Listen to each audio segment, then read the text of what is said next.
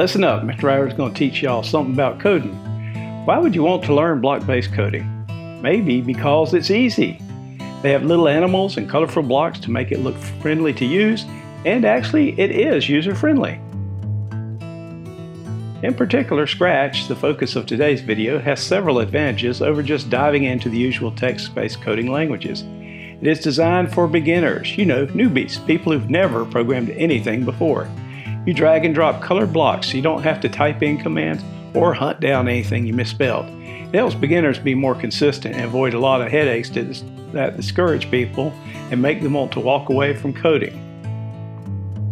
Some of the other advantages of block-based coding is that it's easy to control how the commands interact and affect each other. Blocks will only connect with each other when it makes computational sense, and related commands are color-coded and grouped by what they do. Here's Scratchy, the official mascot of Scratch, the most popular block-based code in use today. It was developed by the Massachusetts Institute of Technology to make it easier to learn coding. That's like a really fancy college. So let's have a look at Scratch.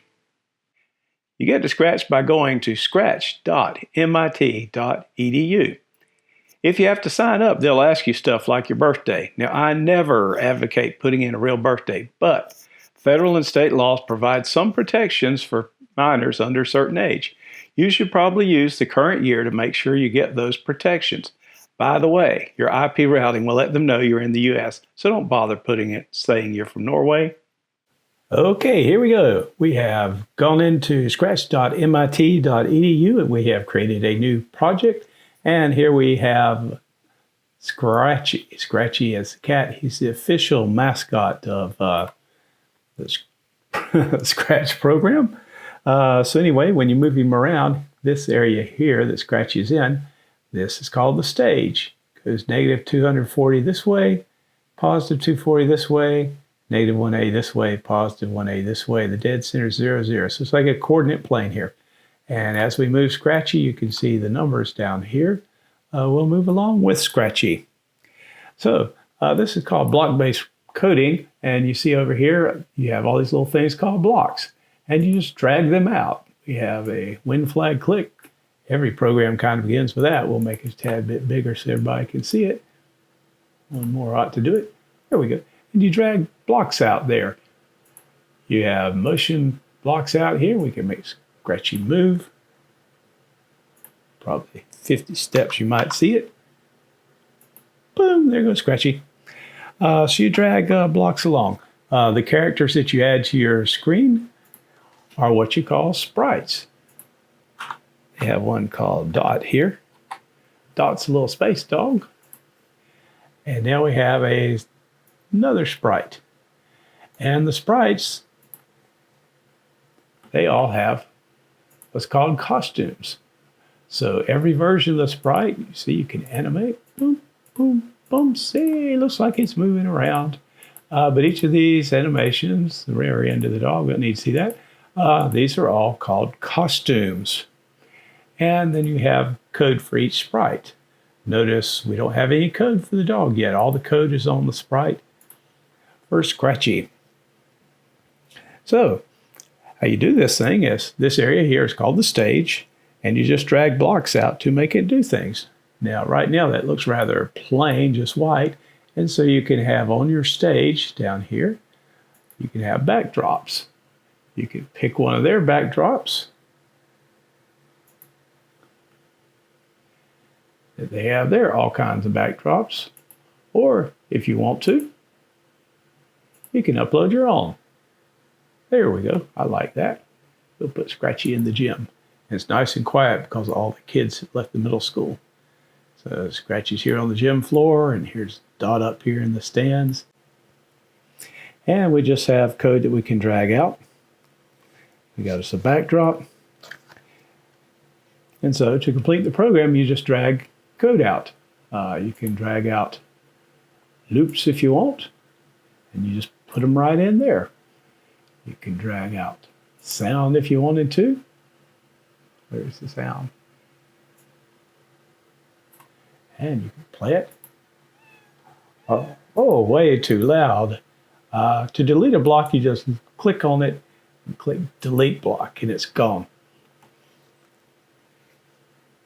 And if you wanted to, oops, our cat ran away from us. If you wanted to have that same code on dot, then you can use what's called a backpack. Look down here at the bottom of your screen, right down there, backpack. You click on it, opens up. You can flag, boom. And we can go to dot. We can pull it back out. There's the same code. If we put them both in the same place, when we click the flag, they both move a bunch. They both just ran off our screen.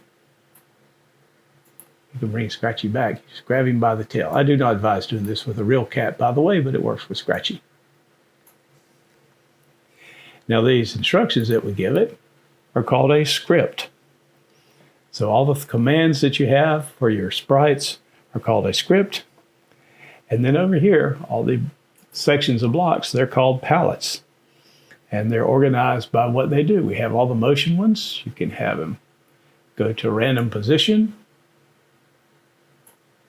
This ought to be interesting. And off he went. The other thing we can do is we can also have him come back to the start. So a lot of times, the first block is like go to 0, 0. Then he goes to the right place before he runs off. Now all this stuff together, all our sprites, all our code, all our backdrops, everything taken together is called a project. Now let's have a look at these blocks that we have here. We have all kinds here. You have the motion block, it's the one at the top there. It sets the controls, the location, position, direction, and edge bounce. You have looks. Looks makes the say, think, size, colors, sets costumes and background. We'd have Scratchy say hello. You have the sound. And sound apparently comes out pretty loud when he's going meow. You have events. Main one you use is when flag clicks, but you also have, if you have a sprite, if you have a space bar pressed, when you have a backdrop change, you can have all sorts of things in there. Controls are where we have like our repeats and our if-then statements. You can have an if-then in there. You have sensing. This is where you can ask a question if you wanted to, and you would get an answer. And if you don't want to block, you can pull the whole thing down and off, pull that off. You always start from the bottom and just chuck that one back on the stack. You have operators, so you can have like, if our answer equals yes, it can do something.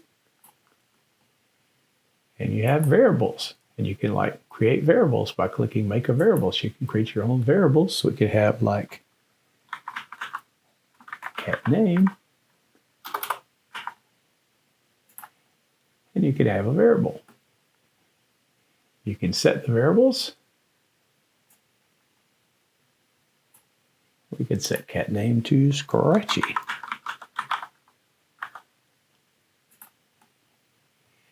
Then you have my blocks. These are where you can make your own custom blocks. We could have run cat. And that creates its own block. And we could like take this part where the cat moves around and put it inside there. And then when we want to use it, we could just call out the run cat. Then put the rest of it there. So in our main program, we do not have any movement at all, but over here we do. And if we start the program, poof, there goes Dot. There goes the cat. Then you have a thing called extensions. They're down here. That's where you would get code to do things like use a macro bit, use a Lego Mindstorms. And of course, we don't have one attached, so that's not going to work. But it has like all these commands that can work other devices. So that's kind of a quick look at the palettes. Now let's get back to the rest of the program. Well, that was a nice little tour of Scratchy's domain. Wonder if they have a litter box sprite. Moving right along. All the world's a stage and we are but actors upon it. I think Shakespeare said that. In Scratch, they use a little drama. Of course, anything with a cat as its mascot has got to have drama. Where the program runs on your screen is a stage. The background is called a backdrop. The blocks that define the action of a sprite is called a script. And the cast will follow it exactly as all good computers do. And the different designs or looks of the sprites are called costumes. Thought you could hide from math, did you? Well, not if you're coding anything worth using. In Scratch, all the visible action takes place on what they call a stage. It is a coordinate plane with those bothersome x and y coordinates. The dead center is at 0, 0. Yeah, like in your math class. The height or vertical axis runs from negative 180 at the bottom to positive 180 at the top. The width or horizontal axis runs from negative 240 at the far left to positive 240 at the far right of your screen. There's two kinds of graphics used with block-based programming, bitmap and vector. Bitmap graphics, like a photograph from your smartphone's camera, are composed of individual pixels, each of which is assigned a color. When you enlarge them or make them real big, it starts to pixelate, and things get fuzzy, and eventually you can see each individual pixel. Not always the best look for a tiger paw or your grandma. Vector graphics are made by combining shapes, and it's not always just squares, triangles, and circles. It can be any shape you can imagine, especially if you're good with Adobe Illustrator. Here's a vector graphic. See how much it is enlarged and the lines and shapes are perfectly sharp. Oh yeah, you can mangle a block-based project too, but it does eliminate the tedious syntax issues. You can still get logic errors like placing code out of sequence, math errors, mixing up your if-then-else blocks, or forgetting to do something altogether. You can still mess that up. And it's possible to trigger a runtime error if you go berserk with cloning or string manipulation. There is more to it than Scratch. Is block-based coding as powerful as Java, Python, or other text-based languages? No, duh. It's for beginners to get the basic concepts mastered. When you get bored, then it's time to move up to the more challenging stuff. But until then, there's so much more to block-based coding than just Scratch. There's Microsoft MakeCode, Sphero's EDU app for robotic devices like the Bolt and Rover, and Lego Mindstorm for controlling their EV3 devices. Yes, I said Legos and probably lost everyone's attention. So go out there and get coding. The end. Hey, thanks for watching. See you around.